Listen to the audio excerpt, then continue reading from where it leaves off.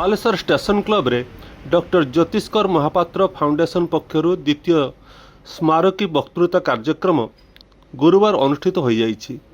मुख्य अतिथि भाव में रेभेन्सा विश्वविद्यालय राजनीति विज्ञान विभाग मुख्य प्रोफेसर नेताजी अभिनंदन युद्ध और शांति भारत सम्मुख में आह्वान और सुजोग शीर्षक उपर आलोकपात करथिले।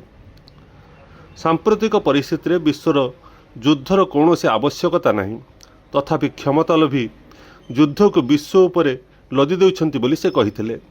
आईनजीवी मनोज नायक अध्यक्षतार अनुष्ठित यह सभारे कवि श्रीदेव, कवि प्रशांत दास, संतोष अगस्ती प्रमुख जोगदे डॉक्टर ज्योतिष्कर महापात्र संपर्क में आलोकपात करथिले। एही अवसर में डॉक्टर महापात्र को श्रद्धांजलि ज्ञापन करा जायथिला।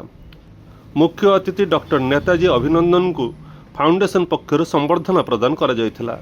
स्वर्गत ज्योतिष्कर पत्नी गोपामुद्रा महापात्र सह परिचालना करथिया बेले उपेंद्र बेहेरा शेष समस्त को धन्यवाद अर्पण करथिले। एही अवसर में सेठारे बहु व्यक्ति उपस्थित थिले।